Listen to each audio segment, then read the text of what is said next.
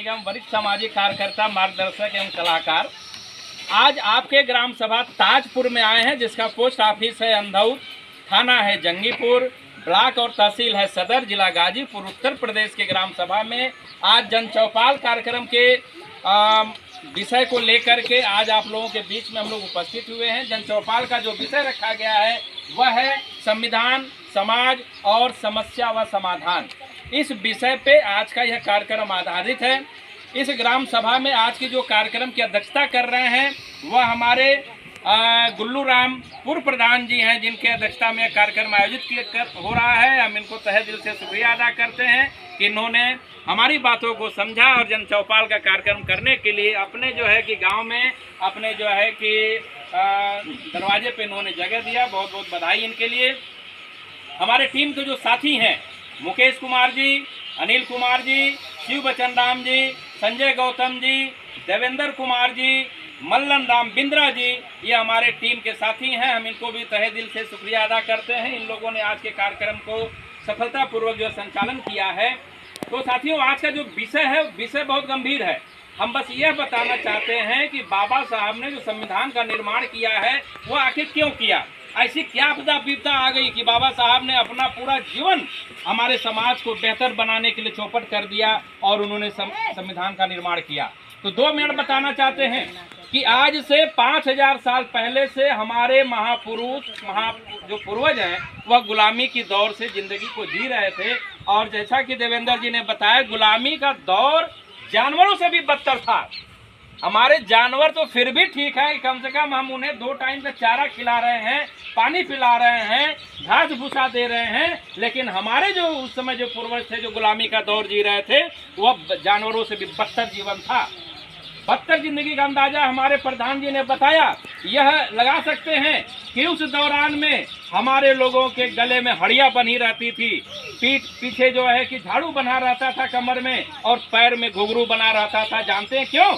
इसलिए कि जो मनुवादी व्यवस्था के लोग थे वह नहीं चाहते थे कि हमारे समाज के SC, ST, OBC और माइनॉरिटी के लोग इस जमीन पे चलें। और उनके चलने की वजह से मनुवादी व्यवस्था के लोगों को जो है कि उनको जो है भंग होना पड़े, यह उनकी विचारधारा थी और बहुत गंदी विचारधारा थी।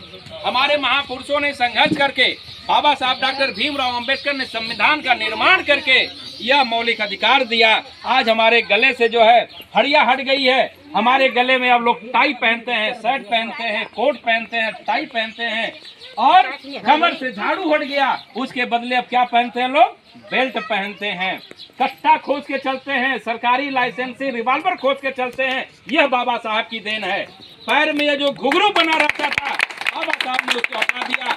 आज उस घुंघरू की जगह पे हमें जो है जूता और मोजा पहनने का अधिकार दिया। यह बाबा साहब के संविधान ने दिया, किसी देवी देवता ने नहीं दिया, किसी 4 हाथ और 5 हाथ वालों ने नहीं दिया।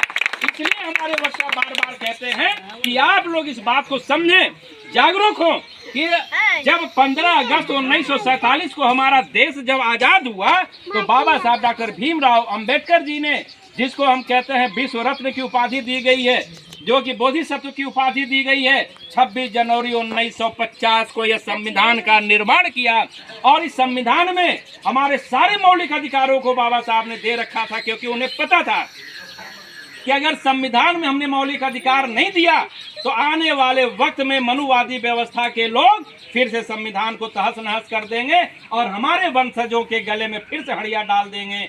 यह बाबा साहब की सोच थी। तो बाबा साहब ने अपने जीवन काल में एक बात कह रखा था कि हमने संविधान के तहत बहुत सारे अधिकार दे रखे हैं, पढ़ने लिखने का अधिकार दे दिया। अब एक काम करना, अगर मेरे कारवां को आगे नहीं बढ़ा सकते हो तो मेरे ऊपर इतना आप जो है कि कम से कम एक एहसान कर देना, इस कारवां को पीछे मत जाने देना।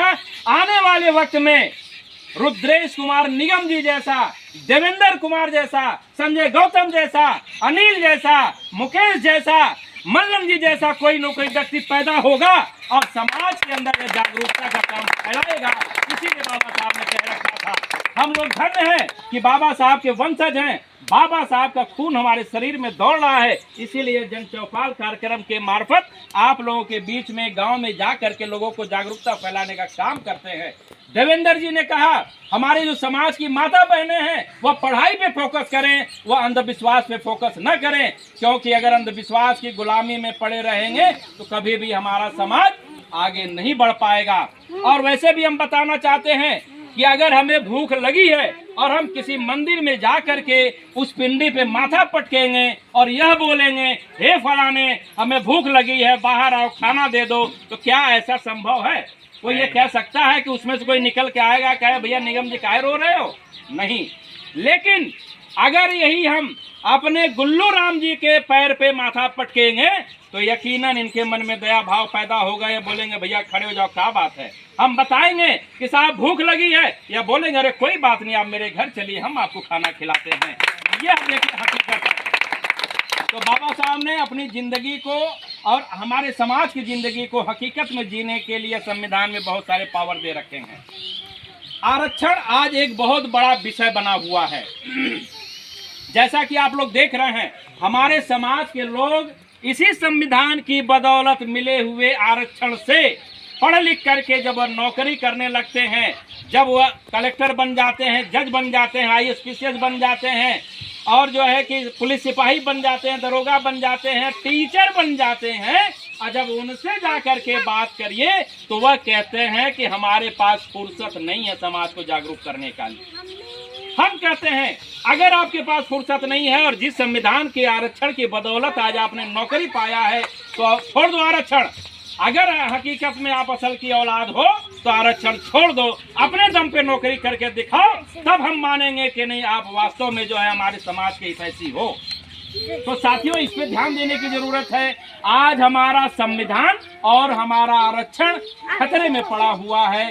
जन चौपाल कार्यक्रम यह बताने के लिए आया हुआ है कि जिस संविधान की बदौलत आज हम लोग पैंट शर्ट टाई कोट जूता मोजा पहन रहे हैं, जिस संविधान की बदौलत हमारे समाज की माँ बहनें फर्स्ट क्लास की साड़ी पहन रही हैं, चूड़ी पहन रही हैं, और ये तमाम ऐसी मौलिक सुविधाएं लेके चल रही हैं, मोबाइल लेके चल रही हैं, यह किसी देवी देवता की देन नहीं है, यह किसी 4 हाथ 5 हाथ वाले की देन नहीं है, यह बाबा साहब के संविधान की देन है कि आज हमारे लोग अत्याधुनिक सुविधाओं से लैस होकर के आज अपने को चक्की चौराहे पे ताव से दिखाते हैं कि देख भैया हमारे पल्ले यह 20,000 वाली मोबाइल है, देख मेरे पास यह लाइसेंसी जो है बंदूक है, देख मेरे पास ट्रैक्टर है, देख मेरे पास मर्सिडीज है, मेरे पास जो है महंगी से महंगी लग्जरी गाड़ियां हैं। क्या यह किसी मनुवादी वाली की सोच है?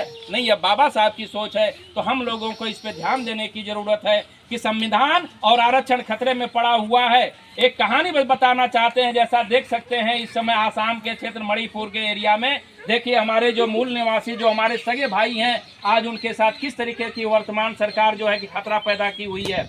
जल जंगल जमीन से उन्हें बेदखल करने का काम कर रही है। तो इस पे हम लोगों को जागरूक होने की जरूरत है कि भारत के ही एक प्रदेश में आज सरकार ने तहलका मचा रखा है, वहाँ के लोगों को जीते जी गोलियों से भुनवा दे रही है, मार दे रही है, उन्हें घर द्वार से बाहर कर दे रही है। तो यह जान लीजिए कि अगर हमारे समाज के लोग एकजुट नहीं हुए, जागरूक नहीं हुए, अंधविश्वास से बाहर नहीं निकले तो वह दिन दूर नहीं कि जब उत्तर प्रदेश के अंदर न तो मेरे पास ट्रैक्टर होगा, न पक्का मकान होगा, न रहने के लिए घर हुआ और न पहनने के लिए कपड़ा होगा। तो यह इसलिए जन चौपाल लगा करके बताया जा रहा है। संविधान पढ़ो, गीता रामायण महाभारत कुरान पुराण स्कंद पुराण शिव पुराण मत पढ़ो, यह सत्यानाशी का किताब है। इसमें किताबों को मनुवादी व्यवस्था के लोगों ने इसलिए निर्माण किया था ताकि हमारे लोगों को कैसे गुलाम बनाया जा सके, इसलिए उन किताबों को लिखा था। बाबा साहब ने संविधान का निर्माण इसलिए किया कि हमारे लोगों को कैसे आजादी दी जा सके, कैसे उनके अधिकार दिलाए जा सके, इसलिए बाबा साहब ने भारत का संविधान का निर्माण किया। बाबा साहब ने अपने जीवन काल में 2 बात कह रखा था, शिक्षित बनो, संगठित बनो और संघर्ष करो। हमारे लोग क्या करते हैं कि पहले वह जो है कि संघर्ष कर लेते हैं, कपार फड़ौल कर लेते हैं, तब थाने पहुंच जाते हैं। थानेदार कहता है कि तुम्हें बड़ी चर्बी चढ़ी है, गुंडा बन रहे हो, चलो उठा के अंदर कर देते हैं। जब वह अंदर कर देता है तब वह व्यक्ति ढूंढता भैया गुल्लू प्रधान जी कहाँ हैं, तब वह प्रधान जी से कहता है भैया तनी 5-10 जने इकट्ठा हो जा, तब चल करके वहाँ लड़ाई लड़ेंगे हम। बाबा साहब ने पहले ही कह रखा था कि आप आडंबर को छोड़ करके शिक्षा पे ध्यान दो, पढ़ो लिखो, पढ़ लिख करके कानून जान जाओ। इसीलिए हमने कुछ पन्ने आपको थमा रखा था, जिसमें पहला पन्ना था संविधान के उद्देश्य का, दूसरा पन्ना हमने दे रखा है संविधान की जो धाराएं हैं, जो हमारे जीवन में आसपास जो घटनाएं घटती हैं, चोरी है, छिनैती है, डकैती है, झगड़ा है, झूठ है, फरेब है, हमारे माता बहनों के साथ जो अत्याचार हो रहा है, भद्र व्यवहार हो रहा है, उनके साथ जो दुराचार हो रहा है, उसके संबंध में यहाँ पे धाराओं का उल्लेख किया हुआ है। कम से कम आप पढ़ेंगे तो जानेंगे कि हमारे समाज के साथ अगर किसी के साथ कोई दुराचार हो रहा है तो उसके साथ क्या हम कानूनन क्या प्रयोग कर सकते हैं। SC ST एक्ट हमारे संविधान में यह बहुत बड़ा हथियार हम लोगों को सरकार ने अपने जो पूर्व की सरकार थी उसने दे रखा है। उसका भी बड़ा रोचक इतिहास है। सन 1980 में आप देखते होंगे मध्य प्रदेश के बीहड़ एरिया में फुल्लन देवी का नाम आप लोगों ने सुना होगा। उस दौरान फुल्लन देवी हमारे समाज की महिला हैं, उनके साथ 20 ठाकुरों ने दिन दहाड़े अत्याचार किया था, उनका इज्जत लूट लिया था। उसी समय फुल्लन देवी ने रोने गाने का काम नहीं किया था, उन्होंने किसी देवी देवता से मन्नत नहीं मांगा था, कहीं जाके ज्योतिया का व्रत नहीं रखा था। उन्होंने कसम खा लिया कि जब तक हम इन दरिंदों को मार नहीं देंगे तब तक हम चैन की सांस नहीं लेंगे। फुल्लन देवी जी ने जो है दिन दहाड़े उन 20 ठाकुरों को श्रीराम चौराहे पे खड़ा होकर के गोलियों से भूनने का काम किया था। इसलिए उस समय की वर्तमान सरकार राजीव गांधी ने यह जान गया, राजीव गांधी, कि अगर हमने तत्काल में इस पे कोई नियम कानून नहीं बनाया तो यह जो है कि SC ST OBC और माइनॉरिटी के लोग जागरूक हो जाएंगे और कहीं भी अगर सवर्ण अगर अत्याचार करता है तो यह दिन दहाड़े गोलियों से भून देंगे। उसी समय SC ST प्रकोष्ठ का निर्माण हुआ। आज हमारे समाज के लोग किसी गैर बिरादरी से जब झगड़ा होता है सवर्ण से तो तुरंत SC ST की व्यवस्था लगाने लगते हैं, लेकिन उन्हें यह नहीं पता है कि वह SC ST का जो क्लेम करते हैं, जो कानून का पालन करवाते हैं, वह बाबा साहब के संविधान की बदौलत मिला हुआ है, रामायण गीता महाभारत पुराण से नहीं मिला हुआ है। यह हम बताना चाहते हैं। आज आरक्षण जो है खतरे में है। मनुवादी व्यवस्था के लोग आए दिन किसी न किसी प्रकार से संविधान को जलाने का काम कर रहे हैं। हमारे लोगों को आप सुनते होंगे टीवी में, फेसबुक पे, व्हाट्सएप पे, ट्विटर पे, इंस्टाग्राम पे, जगह जगह हमारे समाज की माता बहनों के साथ जो गलत व्यवहार करके उन्हें जान से मार दिया जा रहा है। इन्हीं सब व्यवस्थाओं से तंग आकर के बाबा साहब ने अपने जीवन काल में हमारे समाज के लोगों को यह बताया कि हम हिंदू धर्म में पैदा तो हुए हैं लेकिन हिंदू धर्म में मरेंगे नहीं, क्योंकि पैदा होना मेरे बस में नहीं था लेकिन मरना मेरे बस में है, हम कहीं और जाकर के मरेंगे। इसीलिए बाबा साहब डॉक्टर भीमराव अंबेडकर जी ने नागपुर में 14 अक्टूबर 1956 को अपने लाखों अनुयायियों के साथ उन्होंने बौद्ध धर्म को ग्रहण कर लिया था। और बौद्ध धर्म ग्रहण करने के बाद बाबा साहब ने तुरंत 22 अपना उपदेश जो है कि समाज के बीच में जारी किया था, जिसमें पहला ही उन्होंने बताया था कि मैं ब्रह्मा विष्णु महेश को भगवान नहीं मानूंगा, ना ही मैं उनकी पूजा करूंगा। इस तरीके से बाबा साहब ने 22 प्रतिज्ञाओं का अपने समाज को यह उपदेश दे दिया कि हमें आज के बाद से आडंबर में पढ़ने की जरूरत नहीं है। एक पन्ना हमने दे रखा है अंतिम में, यह पंचशील का है, तथागत गौतम बुद्ध। चूंकि हम बाबा साहब के वंशज हैं, बाबा साहब हमारे महापुरुष हैं और बाबा साहब ने तथागत गौतम बुद्ध को अपना जो है गुरु माना हुआ था, इसलिए हम उन्हें भी जो है कि अपना गुरु मानते हुए उनके जो है पंचशील के सिद्धांतों का पालन करते हैं, जिसमें लिखा हुआ है कि मैं प्राणी हिंसा से विरत रहने की शिक्षा ग्रहण करता हूँ, मैं चोरी से विरत रहने की शिक्षा ग्रहण करता हूँ, मैं पर स्त्री से विरत रहने की शिक्षा ग्रहण करता हूँ, मैं झूठ से विरत रहने की शिक्षा ग्रहण करता हूँ, मैं सुरा, कच्ची शराब, पक्की शराब आदि नशीली चीज़ों के सेवन से विरत रहने की शिक्षा ग्रहण करता हूँ। यह बाबा साहब ने बता रखा था। साथ में एक पन्ना है जन चौपाल का, जिसको हमने दिया था, उस पे हमने 15 विषय लिख रखा है। यह जन चौपाल का कार्यक्रम उसी पे आधारित होता है, जिसमें लिखा हुआ है कि संविधान को पढ़ो, संविधान को जानो, संविधान द्वारा मौलिक अधिकारों को आप जानो, संविधान ने आपको वोट का अधिकार दे रखा है, उसे समझो, क्योंकि हमारे बाबा साहब डॉक्टर भीमराव अंबेडकर जी के बारे में कहानी बताई गई है इसके लिए कि गोल में सम्मेलन का जब कार्यक्रम लंदन में चल रहा था तो बाबा साहब का जो अंतिम बच्चा था वह बहुत ही गंभीर बीमारी से ग्रसित था और वह मरने की कगार पे था। उनकी पत्नी रमाबाई ने कहा, अरे बाबा साहब अब तो कम से कम होश में आ जाओ, कब तक समाज की चिंता करोगे, तुम्हारा अंतिम बच्चा मरने वाला है। बाबा साहब ने उस समय कहा कि अगर हम एक बच्चे के चक्कर में पड़ेंगे तो हमारे समाज के करोड़ों बच्चे मर जाएंगे, इसलिए रमाबाई हमें जाने दो, तुम संभाल लेना, जो होगा देखा जाएगा। और बाबा साहब उसी रात गोलमेज सम्मेलन लंदन चले जाते हैं और यह हमें जो है वोट का अधिकार दिलवाते हैं, अन्यथा हमें वोट देने का भी अधिकार नहीं था। हमारे समाज के लोग गीता रामायण के चक्कर में पड़ करके यह नहीं समझते हैं कि संविधान ने हमें वोट का अधिकार दिया। आज एक वोट के अधिकार को वह किस तरीके से बेच देते हैं। 5 साल में जब कोई चुनाव का समय आता है तो हमारे लोग अद्धा पौआ 1000 2000 साड़ी चूड़ी पे जो है अपने वोट को बेच देते हैं, उसके बाद 5 साल पछताते हैं। जब हम वोट देने के बाद किसी सांसद विधायक से जब यह कहने जाते हैं कि विधायक जी हमारे गांव की सड़क खराब हो गई है, तो अब विधायक कहता है कि हमने 5000 रुपये भिजवाया था ना, उसी से बनवा लो, आइंदा आना मत, भगा देने। तो यह वोट की कीमत हमें समझने की जरूरत है। जब वोट का अधिकार हम समझ जाएंगे तब अपने समाज के लोगों को आगे बढ़ाएंगे, तभी वह शासन सत्ता में काबिज होंगे। वैसे भी हमारे मानवर कांसीराम साहब ने अपने जीवन काल में कहा था कि शासन सत्ता वह चाबी है कि हम किसी भी समस्या का दरवाजा खोल सकते हैं। ये तभी संभव है जब हमारे लोग होशो हवास में रह करके वोट का प्रयोग करेंगे। वैसे भी हम अपने माता बहनों से कहना चाहते हैं, हम अपने यहाँ वरिष्ठ लोगों से कहना चाहते हैं कि जब अपने लड़का लड़के की शादी करना होता है तो तमाम तरीके की खूबियाँ देखते हैं कि उसके अंदर कोई ऐप तो नहीं है, लड़की टेढ़ी तो नहीं है, लड़का अपंग तो नहीं है, लड़का पढ़ा लिखा है कि नहीं, नशेड़ी गजेड़ी तो नहीं है। यहाँ तक कितने समझदार होते हैं कि हमारे समाज का अनपढ़ व्यक्ति जब एक भैंस खरीदने जाता है तो 25 बार नापता है, कै मुट्ठा का है, कै बिगहा का है, कै लीटर दूध दे रहा है, करिया हो कि गोर हो कि टेढ़ हो कि बाबूज कहता है ना। जब यह वोट देने की बात आती है तो आखिर यह नियम क्यों भूल जाते हैं। अरे अगर कोई गलत व्यक्ति आकर के वोट मांग रहा, आप उससे वोट मत दीजिए, क्योंकि बाबा साहब ने अपना परिवार, अपना सब कुछ कुर्बान करके अधिकार हम लोगों को दे रखा है। इस बात को ध्यान रखने की जरूरत है साथियों हम लोगों को। अभी आप लोगों को पता होगा जो हमारी माता बहनें बैठी हुई हैं, आज से 200-250 साल पहले मनुवादी व्यवस्था के लोगों ने हमारे समाज की माता बहनों को जानवरों से भी बदतर उनकी जिंदगी को बना रखा था। हमारे समाज की महिलाओं को कमर के ऊपर कपड़ा पहनने का अधिकार नहीं था।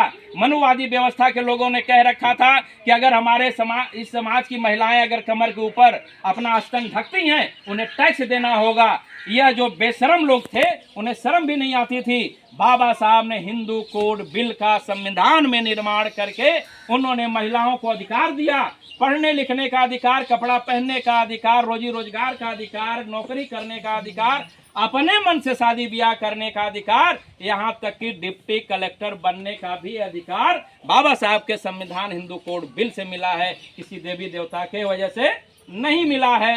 यह ध्यान देने की जरूरत है साथियों हम लोगों को। जो हमारे समाज के पढ़े लिखे बच्चे हैं, राइट टू एजुकेशन, शिक्षा के अधिकार के तहत सरकार जो है 1 से 8 तक बच्चों की पढ़ाई लिखाई निःशुल्क करती है, लेकिन आगे की पढ़ाई सरकार ने इस समय काफ़ी महंगा कर रखा है। इसके लिए भी संविधान द्वारा समाज कल्याण विभाग पढ़ाई के लिए हमारे समाज के गरीब तबके के बच्चों को वह स्कॉलरशिप उपलब्ध करवाता है। यह हम लोगों को जानने की ज़रूरत है। समाज कल्याण विभाग विकास भवन जा करके वहाँ मिलने की ज़रूरत है। अगर आपका बच्चा होनहार है, पढ़ने लिखने में तेज है, आप गरीब हैं, 2 वक्त की रोटी केवल कमा पा रहे हैं, कोई बात नहीं, आप जा करके संपर्क करिए। वह आपका बच्चा लंदन जाना हो, अमेरिका जाना हो, आगे की जो भी उच्च डिग्री पढ़ना चाहता हो, स्कॉलरशिप की व्यवस्था संविधान के तहत समाज कल्याण विभाग में कर दिया गया है। हमारे समाज की एक बहुत बुरी लत है, दिन भर वह कमाते हैं, दिहाड़ी मजदूरी गारा मट्टी करते हैं, 400-500 रुपए कमाते हैं, तो वह शाम को क्या करते हैं, न तो विद्यालय के बारे में बात करते हैं, न अनाथालय के बारे में बात करते हैं, न परिवार के बारे में बात करते हैं, सीधे वो मदिरालय की बात करते हैं। जवन 400-500 कमाए रहेंगे उनमें से 200-300 रुपया ले करके कहीं चट्टी चौराहे पे जहाँ आजकल वो मदिरालय खुला है, ठेका खुला है, वहाँ जाएंगे, ताव से पियेंगे और पीते हुए वहीं से जो है अपनी रामायण शुरू कर देंगे, माँ बहन शुरू कर देंगे। वहाँ पे नहीं मन भरता है तो कुछ लोग को देखते हैं वो नाली में जाके लौट जाते हैं। वहाँ पे कुछ समझदार हमारे समाज के लोग ऐसे हैं, घर में आते हैं, पैसा नहीं देते हैं, लेकिन वह कहते हैं कि खाना लाओ, और जब बीबी कहती है कि खाना नहीं बना तो वह उनके साथ मारपीट और गलत व्यवहार करने लगते हैं। यह समझने की जरूरत है। तो हमें ऐसे चीज़ों से दूर रहने की है। अरे 100 रुपये 200 रुपये का जो हम गलत चीज़ का सेवन कर रहे हैं, अगर वही हम सेव संतरा या सीजनली फल खरीद लें, दूध खरीद लें, मिल बांट के पूरा परिवार खाएगा पिएगा और वह परिवार खुशहाल रहेगा। बच्चे कहेंगे कि पिताजी हमारे बहुत अच्छे हैं। अगर दारू पी के घर में जाते हैं, बच्चा देखेगा तो क्या आप क्या सीख देंगे? सिगरेट पीने वाला व्यक्ति कभी यह कैंसर पर लेक्चर दे सकता है? क्या संभव है? कभी संभव नहीं है। दारू पीने वाला व्यक्ति अपने बच्चे को कभी मना नहीं कर सकता है कि बेटा दारू मत पीना, दारू खराब चीज है, दारू पियोगे लीवर सड़ जाएगा, किडनी खराब हो जाएगी, पेट खराब हो जाएगा और समय से पहले ही मर जाओगे। ऐसा वह व्यक्ति नहीं कह सकता है। इस पे ध्यान देने की जरूरत है साथियों। हमारे समाज की महिलाओं के लिए सरकार ने इस समय स्वरोजगार के तहत बहुत अच्छी अच्छी योजना चला रखा है। हमारे समाज की जो माता बहनें हैं, अगर वह कुछ घरेलू गृह उद्योग के तहत कोई काम करना चाहती हैं तो अनुसूचित जाति समाज कल्याण विभाग की तरफ से उन्हें 5 लाख 10 लाख रुपए का ऋण मुहैया कराया जा रहा है। और कमाल की बात यह है कि वह ऋण 50% छूट पे है। यानी कोई व्यक्ति 1 लाख रुपए का अगर वहां से लोन लेता है तो वहां पे 50,000 रुपए की छूट मिलती है। सिर्फ 50,000 रुपए ही आपको वापस बैंक में जमा करना है। यह आप जो है अनुसूचित जाति समाज कल्याण विभाग या विकास भवन के समाज कल्याण विभाग में जाकर के संपर्क कर सकते हैं। हमारी जो और बच्चियां हैं जो 16 साल 17 साल 18 साल की हैं, वह अगर कोई काम सिलाई कढ़ाई बुनाई का काम करना चाहती हैं, ब्यूटी पार्लर का काम करना चाहती हैं, घर में मोती का माला बनाना चाहती हैं, तो उनके लिए यूनियन बैंक ऑफ इंडिया की जो शाखा है गोरा बाजार में पुलिस लाइन के बगल में, वहां पे उनका बाकायदे एक सेंटर खुला हुआ है। 7 दिन का सिर्फ महिलाओं के लिए प्रशिक्षण केंद्र व निःशुल्क रहता है। खाना पीना हमारी समाज की महिलाओं को निःशुल्क मिलता है। वहाँ 7 दिन के बाद एक प्रमाण पत्र मिलता है। वह प्रमाण पत्र ले करके आप 5 से 10 लाख रुपए बैंक से लोन ले सकते हैं। कोई गारंटर नहीं, कोई लफड़ा नहीं, कोई कागज पत्र नहीं, कोई घर द्वार खेतबाड़ी रखने की जरूरत नहीं है। मान लीजिए कि कोई महिला ब्यूटी पार्लर का कोर्स सीख लेती है और वह चौराहे पे जो है अपना ब्यूटी पार्लर खोलना चाहती है, वह वहां से पैसा ले करके वो अपना खोल सकती हैं। सर्फ साबुन बनाना हो, टिकिया बनाना हो, मोती की माला बनाना हो या सौंदर्य प्रसाधन की कोई भी चीज बनाना हो, वह सारी सुविधा आपको वहां से उपलब्ध करवाई जाएगी। अंतिम में है, बाबा साहब ने धार्मिक आज़ादी संविधान में दे रखा है। आप आज़ाद हैं, जहां मन करे वहां जा सकते हैं। बाबा साहब ने श्रेष्ठता का परिचय देते हुए बौद्ध धर्म को अपनाया और हम लोगों को भी उन्होंने कहा कि आप लोग भी बौद्ध धर्म अपना लें। बौद्ध धर्म का मतलब यह होता है कि आप कट्टर धार्मिक मत हो जाइए। बौद्ध धर्म का मतलब होता है कि बुद्धि अपनाइए। बुद्धि अपनाइए का मतलब यह होता है कि तर्क वितर्क करिए। अगर कोई व्यक्ति कोई बात कहता है, आंख मूंद के मत मान लीजिए। जैसे मनुवादी के लोग कहते हैं कि हनुमान जो है सूरज को निगल गया था, यह संभव है? कभी संभव नहीं है। अरे आज तक तो साइंस है, मंगल पे गया, चंद्रमा पे गया, लेकिन अभी सूर्य के पास उसके जाने की औकात नहीं है, क्योंकि सूर्य बहुत गर्म चीज है। उसको बोलते हैं क्या? अछूत। जिसको आप छू लें, जिसपे आप चले जाएं, वह क्या है? छूत है। चंद्रमा और मंगल छूत है, सूर्य अछूत है, इसीलिए हम लोग क्या हैं? अछूत हैं। हम चमार जाति के लोग वह छूत हैं कि जो हमें छुएगा वह क्या हो जाएगा? भस्म हो जाएगा। इसीलिए सूर्य से तुलना दी जाती है। तो हम लोग वह ताकतवर, वह चमरक वंश के खानदान के हम लोग हैं। हमारे जो है कि देश के ऊपर पहले चमरक वंश के यानी हमारे महापुरुष, हमारे पूर्वज ही इस पे शासन किया करते थे। मनुवादी व्यवस्था के लोगों ने झूठ साज परे बोल करके और हम लोगों को जो है कि भ्रम में डाल करके 4 हाथ 5 हाथ वालों का जो है कि सामना करवा करके हम लोगों के दिमाग को भ्रम में डाल दिया। हम लोग तर्क वितर्क करना भूल गए। इसीलिए आज हम लोग की जिंदगी नरक बनी हुई है। किसी सवर्ण का अगर मोहल्ला होगा तो आप देखेंगे उसके यहाँ पूरी लाइट बत्ती लगी होगी, नाली फर्स्ट क्लास की होगी, खड़ंजा एकदम पत्थर वाला होगा। लेकिन जहाँ भी SC ST OBC और माइनॉरिटी के लोगों का मोहल्ला होगा, गांव होगा, घर होगा, नाली बजबजा रही होगी, सड़क का पता नहीं होगा, बरसात में कीचड़ होगा, फिसल जाएंगे, टूट जाएंगे, प्राइवेट हॉस्पिटल में जाएंगे, 10-20 हज़ार रुपए का व्यवस्था लग जाएगा। तो बाबा साहब को आप पढ़िए, बाबा साहब का संविधान पढ़िए, फालतू चीज़ों को पढ़ना बंद कर दीजिए। संविधान पढ़ेंगे, अधिकार जानेंगे, तभी आप अपने हक हकूक की लड़ाई लड़ सकते हैं। अन्यथा जैसा दूसरे प्रदेशों में हो रहा है, जल जंगल जमीन छीने जा रहे हैं हमारे अपने मूल निवासी के लोगों से, आप लोगों से भी छीन लिया जाएगा। फिर वही गले में हड़िया, पीठ में झाड़ू और कमर में घंटी होगी और जाके कहीं जंगल में छिपे होंगे, क्योंकि नहीं छिपेंगे तो मनुवादी व्यवस्था के लोग दिन दहाड़े जान से मारने का काम करेंगे। बाबा साहब ने अपने जीवन काल में कह रखा था, शिक्षित बनो, संगठित बनो, संघर्ष करो, पहले आप पढ़ाई लिखाई पे अपना परिवार का हित नात घर द्वार का जोड़ दीजिए। कहिए कि अगर आपके घर में बच्चे पढ़े लिखे नहीं है तो आज के बाद से रिश्तेदारी खत्म, सीधी सीधी बात। अगर अनपढ़ व्यक्ति है रिश्तेदारी खत्म कर दीजिए, मत जाइए, क्योंकि बहुत ज्यादा कोई फायदा है नहीं। ज्ञान देगा ऐसे अच्छा है कि 100 जाहिलों के यहाँ जाने से अच्छा है कौनो एक पढ़ल लिखल रुद्रेश कुमार निगम, देवेंद्र जी, संजय जी, अनिल जी जैसे लोगों के, हमारे प्रधान जी जैसे लोगों के यहाँ चले जाइए, कम से कम अच्छी बात तो बताएंगे वह। तो इस पे ध्यान देने की जरूरत है। अंतिम में बाबा साहब ने यह कहा था कि हमारे चित्र पे ध्यान देने की बजाय हमारे चरित्र पे ध्यान देना, यह बाबा साहब का अंतिम उपदेश था। हम लोग यहाँ पे जो कार्यक्रम करते हैं, चूंकि हम लोग एक भावनात्मक दृश्य दिखाने के लिए यहाँ पे बाबा साहब की मूर्ति लगाते हैं, तथागत गौतम बुद्ध की मूर्ति लगाते हैं, उन पे फूल माला चढ़ाते हैं, यह भावनात्मक जुड़ाव है। लेकिन हकीकत जो जुड़ाव है बाबा साहब के चरित्र पे ध्यान देने की जरूरत है। बाबा साहब ने जो अपनी बातों को कह रखा है, आप उसे जानिए, समझिए, बूझिए और संविधान को पढ़िए, अपने मौलिक अधिकारों को जानिए। यह समझिए कि आप अगर झोपड़ी में रह रहे हैं तो संविधान ने आपको झोपड़ी में बाहर निकालने के लिए क्या अधिकार दे रखा है।